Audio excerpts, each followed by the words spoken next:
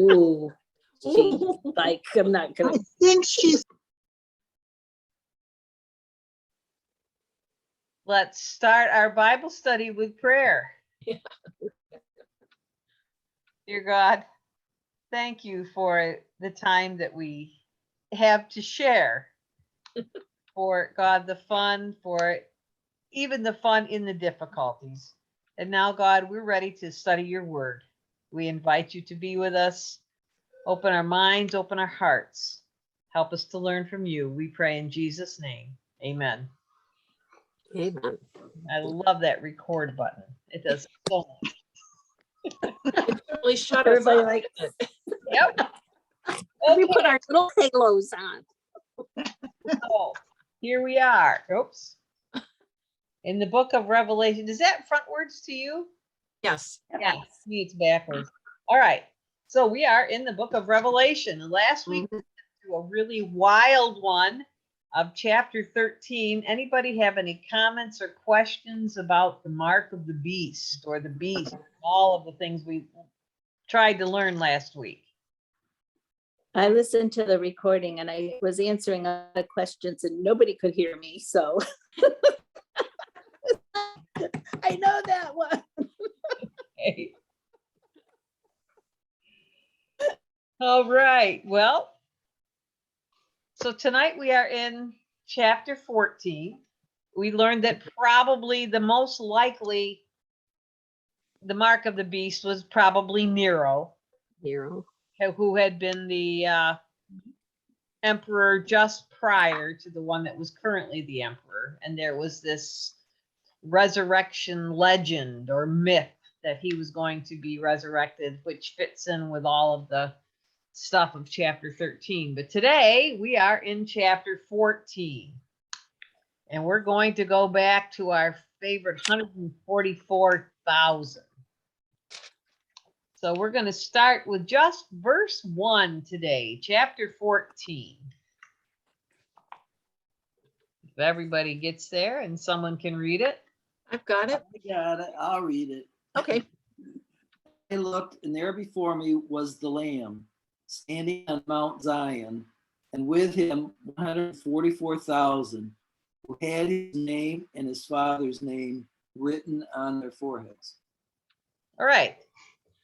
So can anybody remember the significance of the 144,000? We had this before chapter 7. Chapter 7. Number. That's about how many people were living somewhere, wasn't it? Well, wasn't it something about the tribes of Israel? All right. How many tribes were there? 12. 12. Okay, 12 tribes. Also 12 disciples too. Yeah. And so what is then, how is 12 related to 144,000? What's 12 squared? 12 squared times 100. No, 1,000 times 1,000. Okay, so this is just like the completion.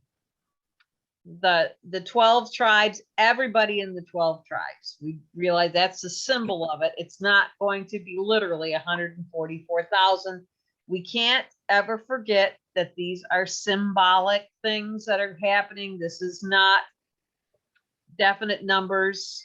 When and it says 3.5 years, it's not necessarily 3.5 years. It's the symbol of we've been through this before and God's gotten us through this trial. These times. So remember, it's not actually 144,000. Or there's a whole bunch of people who really think they're going to heaven who aren't. That might be true anyways, but That could be. it could be. All right, so 144,000. So this is a completion. These are the completion, the 12 tribes to their everybody that's there. And what's going to happen to them? In that verse, or what has happened to them? They had to have the written on the forehead. Okay.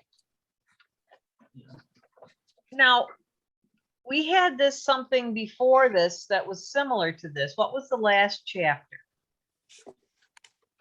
About having something written on It your. was the mark of the beast. Mhm. All right, so the mark of the beast. So does this mean that people actually had something tattooed on their forehead? Well, I thought it was interesting when you said that the emperor's picture was on, his image was on the money.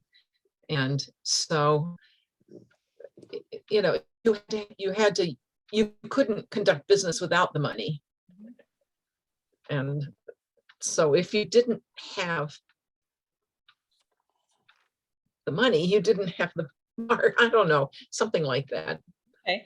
Something about, it just seems like you said something about the money, and that's not necessarily a mark on your skin, but that had to do with being able to conduct business because some people weren't allowed to, right? Yeah, I had another thought as I was looking at this, and I was thinking, have you ever been someplace, take the scenario however you want to, and you meet someone you've never met before, and you think, I bet that person's a Christian. Because of the way they just carry out their business, because of the way that they act, their demeanor. Have you ever had that thought that's occurred to you?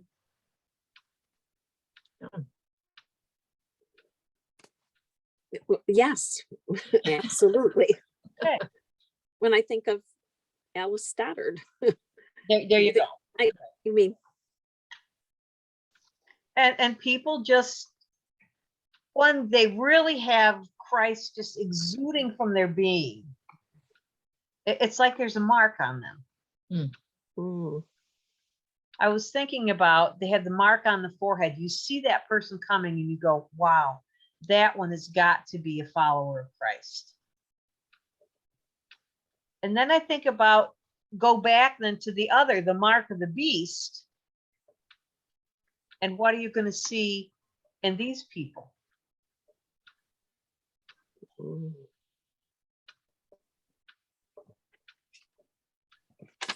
Evil. Evil, people that are confused. I mean, not everybody who followed the beast maybe did it of a free will too much. I mean, they did, but their lives are not peaceful. You can't see the fruit that my pastor always talks about, Right.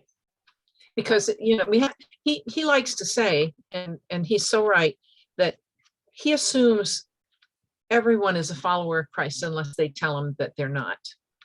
And sometimes they tell him by the lack of fruit that they're showing in their lives, or sometimes they come right out and say, I don't believe, but that way he's giving everyone the benefit of the doubt, without judging them. But you're right.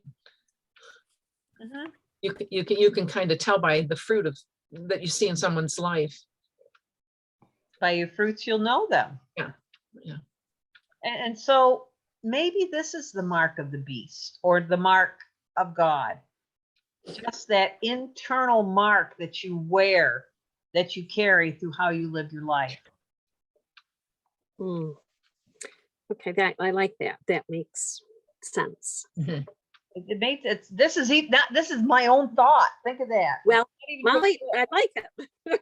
I like, because this one was saying about how this commentary was saying that there were various times when people have tattoos on them that show ownership. Like, so if you were a slave, if you were captured by someone, it shows ownership by someone else. So if we're carrying the mark of the Father on us, that means, actually, when we think about it, God bought us with a price, with the price of his son. But we didn't have to. We choose to follow, but God opened that door for us to be able to wear the mark of the Father on our lives through the death of Christ. And if you look at the very beginning of the verse, I saw and behold, the Lamb stood on Mount Zion. So there's our risen Christ. That's part of this. And he's there. Mhm. And through him, we have this mark on our lives. And I think that mark of the beast is the opposite. Whatever is one is the opposite to the other. Everybody. So in this, everybody's got a mark on them. You're either a follower of Christ or you're a follower of the beast. And there's no in between. Somebody explained to me once about baptism too, that it's like God putting a watermark on our lives. You know, you can't see it, but you know it's there. I just thought that was interesting. In the Presbyterian church, I think we've talked about it before. It's not part of the Methodist practice of baptism, but in a Presbyterian one, the pastor will put a little sign of the cross on the forehead and said, "You're sealed in God." So there's this kind of putting that mark, Right. that mark on. Yeah. So I have seen that in the Methodist church, though. May not be part of the liturgy, but I've seen it. Yeah. and said that they're sealed. Wanna be Presbyterian. Thank you, Nancy. All right. Okay, so we've got this mark of the Father and the 144,000. So, which is a significant of the completion of all who are followers, which is the number of the 12 tribes. All right, and they are in Mount Zion, which is what's Zion mean? City of God. There we go. Good enough. That's the Mount Zion. It was a Methodist that said that. Yay, Claire. Right, so we've got these 144,000. So let's go see what's they're going to happen in verse 2 and 3. Chapter 14, verse 2 and 3. I'll read that. Thank you. And I heard a sound from heaven like the roar of rushing waters and like a loud peal of thunder. The sound I heard was like that of harpists playing their harps. And they sang a new song before the throne and before the 4 living creatures and the elders. No one could learn the song except the 144,000 who had been redeemed from the earth. All right. So let's get the voice. I had a real cool thought, I think, when I read that. So the voice of many waters, what does that sound like to you? The voice of many waters.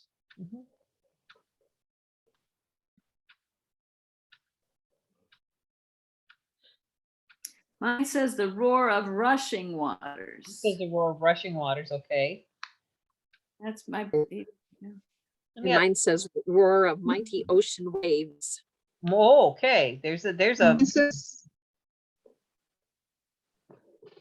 What is yours saying, Claire? mine says roaring waterfall. Isn't it interesting? All these different ones. And Like- they sound different. A waterfall doesn't sound like an ocean. The Mine way- just sounded like a loud peal of thunder. Oh, Oh, that's yeah, not yours that. is- We're still on the rushing waters, The roaring water, yeah. the roaring waters. See, I immediately think of Niagara Falls. Yeah, I was gonna say, it makes me think of Niagara Falls. Yeah. But then I also think of the waves and the ocean. Yeah. Just think of that sound. So get that sound in your head. Then the next sound. Thunder. Okay, so that rushing water, that's a continuous sound. Think of that. Whoosh, think of Niagara Falls, it just continues, it never stops. And the ocean waves. You ever been by the ocean? The waves, they never stop. Now, what about thunder? Periodic. Periodic and very loud. It grabs your attention. You can't do anything else. That thunder is there. So we've got this continuous sound that's going on, and then we've got the thunder, boom, every now and then. This is God's voice. Pretty powerful sounds of nature, of creation. And then what's the next sound? Harps. Best. Okay, I have a question for those who have studied music. What composer calls for not one, but two harps in the orchestra? Oh, two harps. Mhm. Ooh. Kathy, No, I'm you thinking, get educated. I'm thinking Debussy, but I don't know. Bingo, bingo, you got It it. only makes sense. Just be- What was it? Debussy. Debussy. If any of you Hmm. are musicians, Oh, Debussy. Debussy, yeah, he was Yeah. Prelude to the Afternoon of a Faun. That if Mhm. you know the piece. So if you're musicians and you know that, you've got this idea. I got to stop because Kathy is frozen on mine with her hands in the air going. It's just more than I can take. The picture is More so than most of us can take, but Hey, That's what That's I'm funny. seeing right now. Okay. Anyway, so we get this picture of this maybe relaxing sound or fearsome sound of the water that's roaring, either in ocean waves or a waterfall, and then the kaboom of the thunder, and then this beautiful, just peaceful, lovely music that's going on at the same time. And this is the voice of God. Mm. Think of that picture, just everything you can possibly imagine is just this sound trying to describe what's indescribable. Remember, we talked about that at the very beginning, that this whole thing, the vision, is trying to describe something that's indescribable. And that's So let me clarify then. So the first sound was the continuous sound of roaring water. Mhm. Second sound was thunder. It was periodic. It was very loud. And that was, I wrote down that was God's voice. All of these are God's voice. And is this Oh, all oh, at I the same time? They didn't happen and then happen and then happen. They were all going on at the same time, right? Right. I gotcha. Okay. Okay. And then the harps, all of these things, it said, and I heard a voice from heaven. And so we've got this voice, it's this amazing sound trying to describe what's indescribable. And then who are there singing? Where? 44,000. 44,000. Okay, the 144,000. And then we have, so we're going back to this vision we had a few chapters back. We've got the 144,000, the four living creatures, and the elders. And they're singing a new song. Hmm. And who can learn it? Only those That's 144,000. the 144,000. The poor choir director having those few that couldn't do it. Can't ever get it. Why do you think, how do you think they learned the song and why can't anyone else learn it? They're the only ones there. If they're the only ones there. Oh, Jesus taught it to him.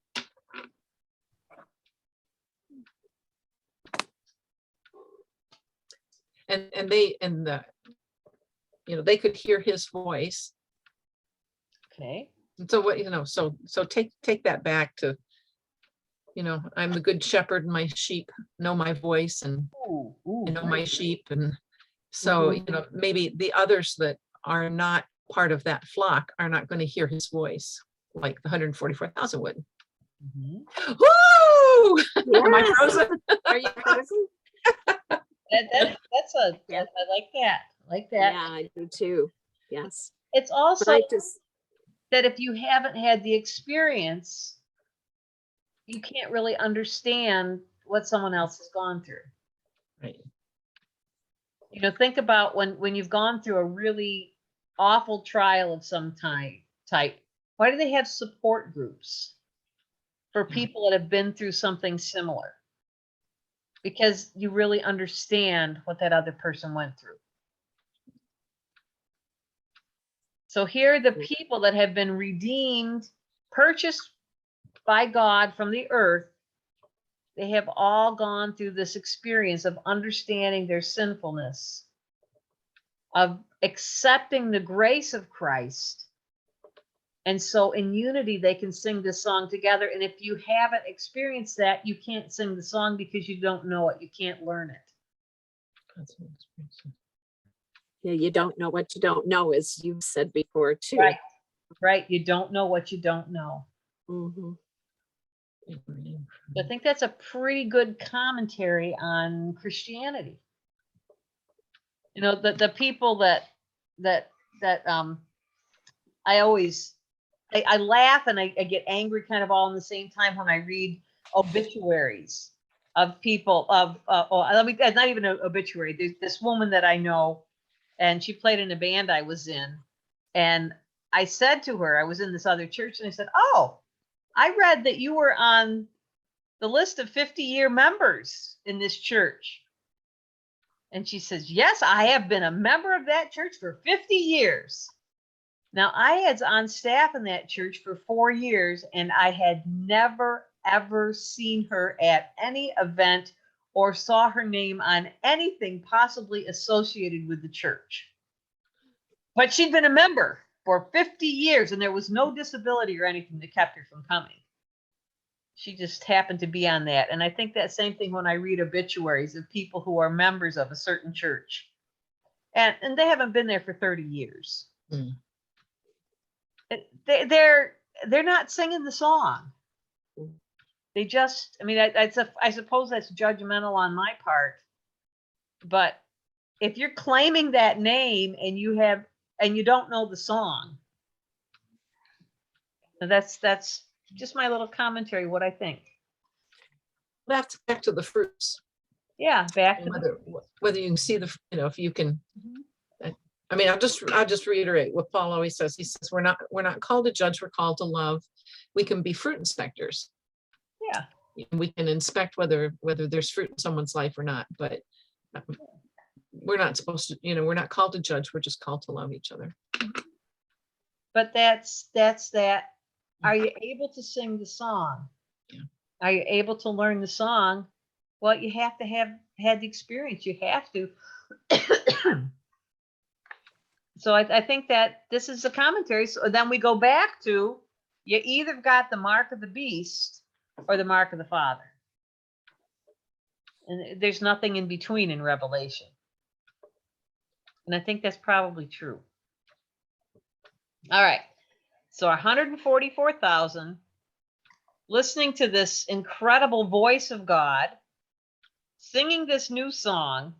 Now, this next verse is going to be disappointing to all of us. Uh-oh. All right. So just the first half of verse 14. Carol, you read it because you're. Oh, thanks a lot.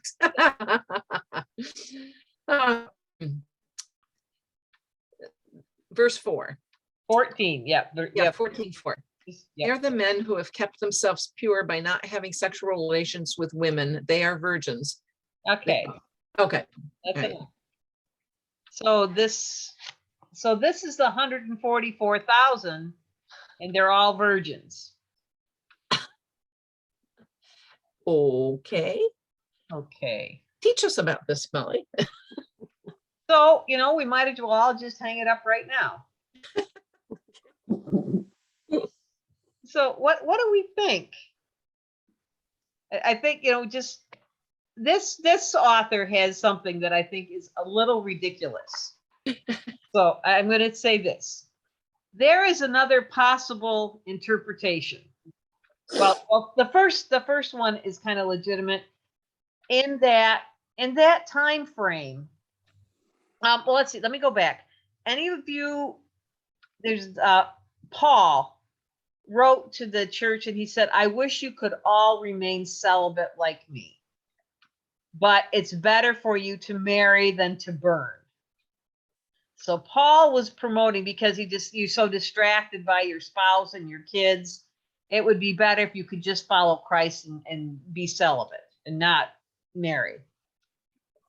But around this time, around 90 AD, there was this movement towards that the real pure life was a celibate life. And there were some churches at this time that were just celibate people. And they didn't last long. No, one generation. That's right, one generation. Kind of like the Shakers. Yeah, exactly. It truly was. I mean, you wonder why they died out. Died out. There's nobody coming. So that was part of the time frame that this was the best way to live. So that could have been one reason. But here, this one, and I really disagree with the author this way. It said, there's another possible interpretation. When scribes were copying New Testament books, they often added notes and comments in the margin to explain the text. It may well be that some scribe in later days copying this text wished to give his opinion as to who the 144,000 were and added in the margin. This means those who never defiled themselves with women and who remained virgins. This is all the more likely since many of the later scribes were monks. When the manuscript was recopied, the comment in the margin may well have been included in the text, as very commonly happened. This would mean that the first half of verse 4 is not the words of John at all, but the comment of the scribe. Interesting. That makes you wonder how many times that might have happened. So what's true and what isn't then, right? Yeah, that kind of puts that there. So Yeah, I don't like that one. Yeah. You know how it's explaining in our this study Bible I have, says they're being pure. Oh, my contacts, sorry. They're being pure as virgins is best understood symbolically, meaning that they are free from involvement with the pagan world system. To remain spiritually pure means resisting the seductions and idolatries of the present world, power, wealth, and sexual immorality. That's exactly what I think and was looked at, that it's, remember, I just talked to you a bit ago that this is symbolic, that it's symbols, and this just shows the purity, that pure lifestyle of following God with complete commitment. Rather than, as opposed to living a immoral life with all the sexual immorality. It's more about a morality rather than an actual celibacy, is what I think. Because remember, the whole book is symbolic, and there's all these symbols that are coming in. So we can't just pick this out and go, well, this one is the real one, and we have to follow this exactly. So you're understanding what? Yeah. Okay. Is it, All right. is So it saying that only men were the 144,000? Women weren't included? well, Is that's that what it says. That's what it says, but only men who are pure and undefiled and virgins. So They might have had a hard time finding 144,000. bingo. So that's where the women come. Exactly. No women. Yeah. We also have to look at the time and what was the role of women in this particular culture. Well, the women weren't usually included in the count, were they? No. I mean, like when Jesus fed the 5,000, he probably fed more than that because they just counted the men. There were Or maybe 5,000 men there, right? Yeah. Women were still, a lot of the New Testament and Jesus' teaching were upon giving women an actual voice and value. Like Jesus' teaching on divorce, that you can't divorce a woman. I mean, if you, what was Jesus' teaching on divorce? If you divorce, you can't remarry, was part of it. But that was giving women a voice, because if a woman was unable to bear children, the man could just divorce her. And Jesus was giving women value and saying, no, you can't do that. You can't just put her aside and go and marry another woman just for whatever. you have to have value. And Paul also was giving women a lot of value in various places. Especially like when Paul told women to be silent in church. That wasn't saying that women couldn't speak. It was that they couldn't ask their husbands questions because they hadn't been allowed to attend the synagogue, because remember there was the court of women and then the court of the men. So now women were being included in Paul's time, and Paul used women as leadership. So the general feeling of the time was that women had no value. They didn't have to be counted. So of course this is going to just say men, and they can just assume, well, they'll bring their spouses with them because the men are what important and women are not. That's just the culture. Okay, so let's move on. 6 and 7.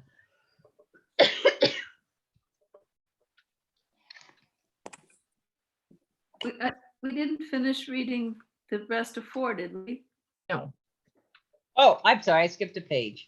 All right, so we're 4B and 5. Yes, this is important. Thank you. You are welcome.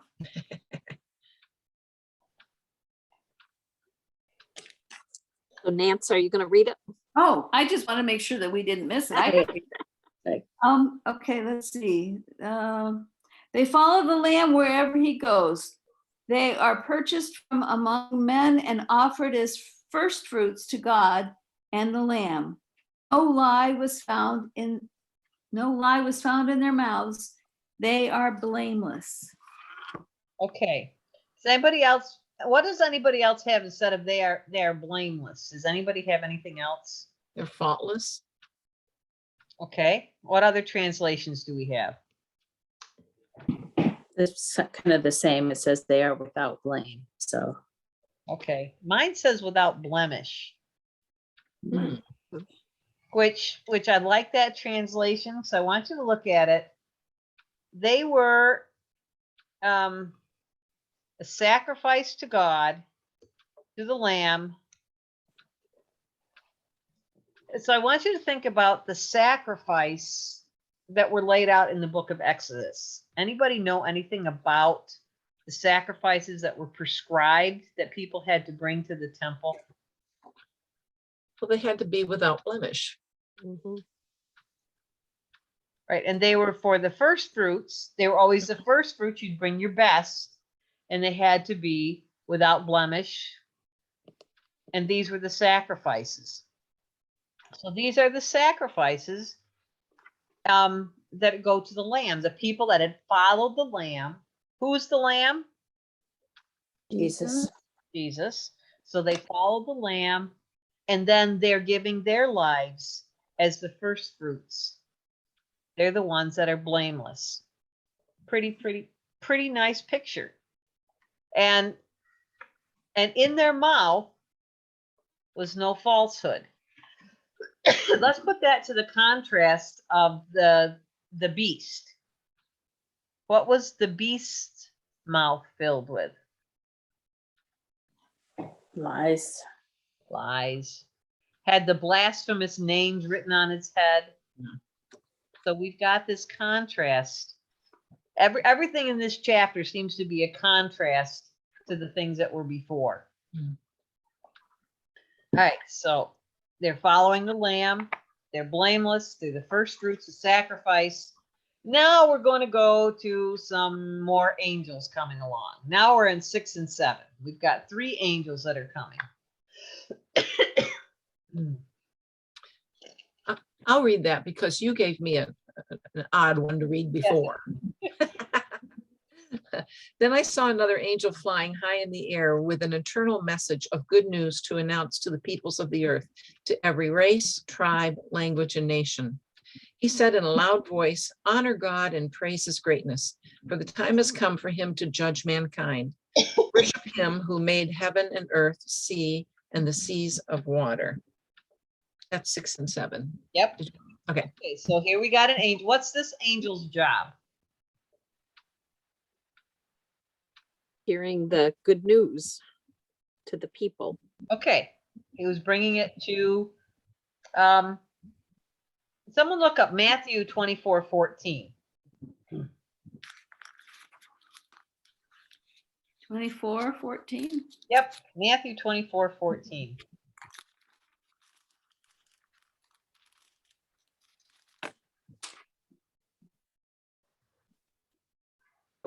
And 24:14. the good news about the kingdom will be preached throughout the whole world so that all nations will hear it, and then the end will come. Oh, interesting. So who is hearing this? This good news, the gospel? Everyone. Everyone. Oh, So that's opening the door so the end can happen. And so this angel is getting ready for the end. Fear God and give him glory because the hour of judgment has come. All right, so there's the first angel, fulfilling what Christ said. All right, now let's read verse 18 for the second angel. Verse 8, I'm sorry, for the second angel.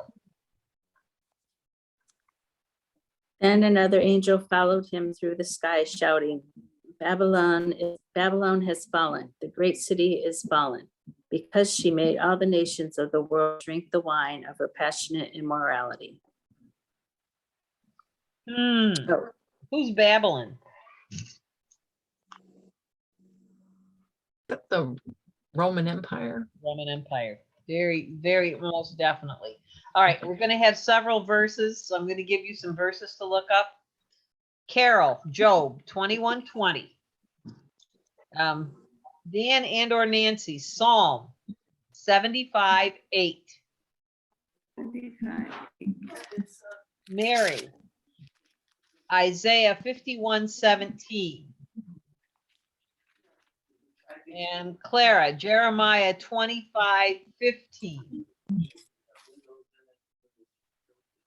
And Kathy, Jeremiah 51:8.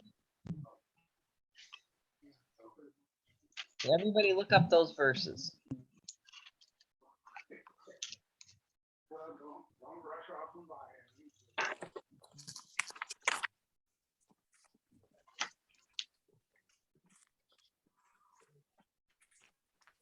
Okay, I'm going to have Kathy start.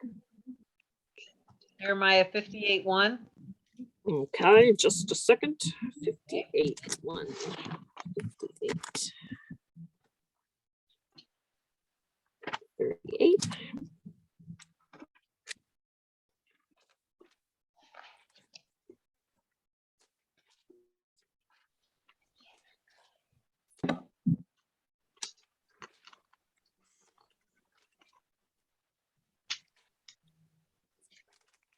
$51.8, correct? Yep.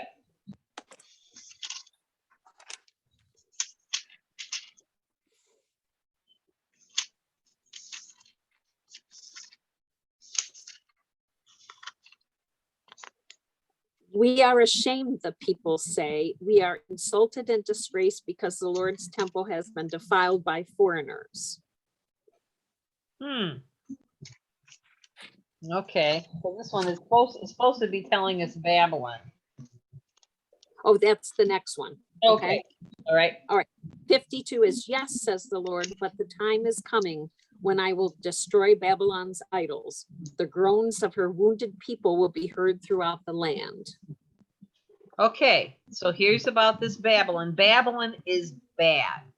Wherever it is, it's just a bad influence. All right, so now we're going to talk about this drinking the cup of wine of the wrath. So let's do Job 21:20.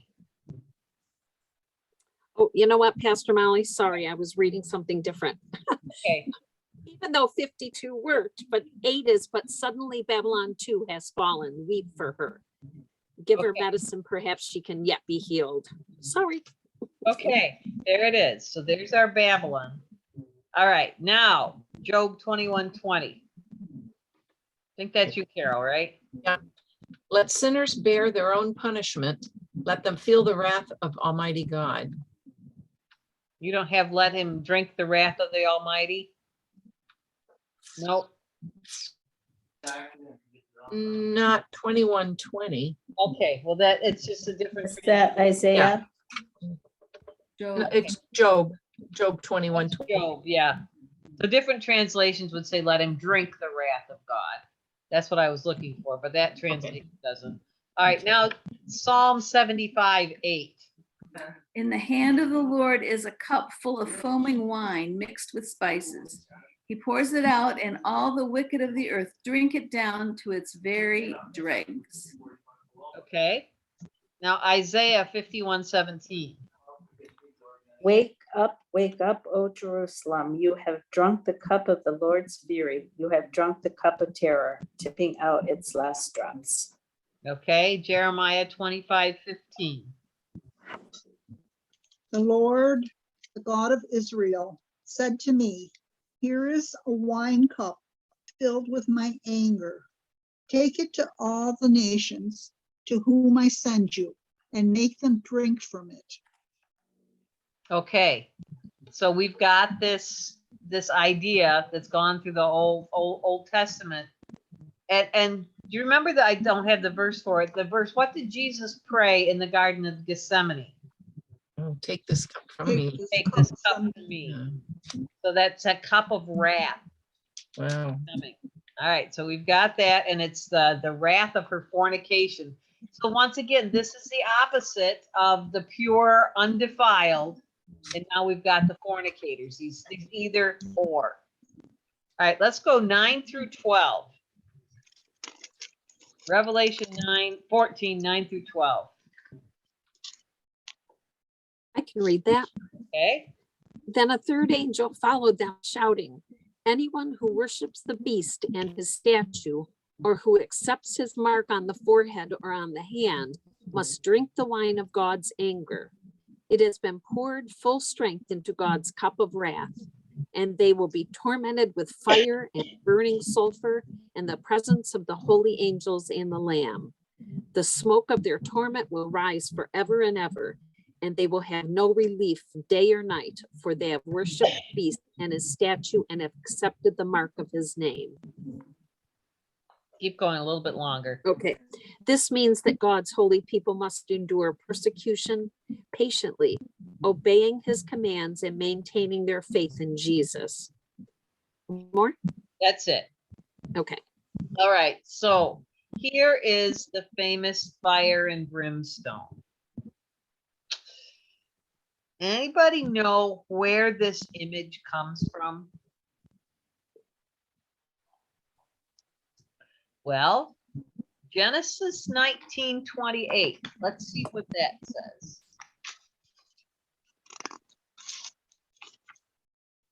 "28, Yep, 19:28.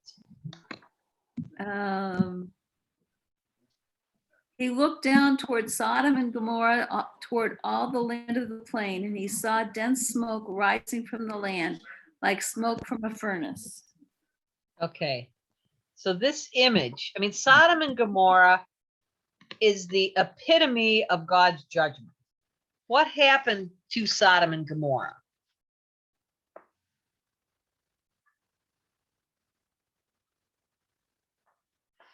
And I think I've lost you all. I am probably frozen. I don't know if you can hear me. And I have lost no internet access.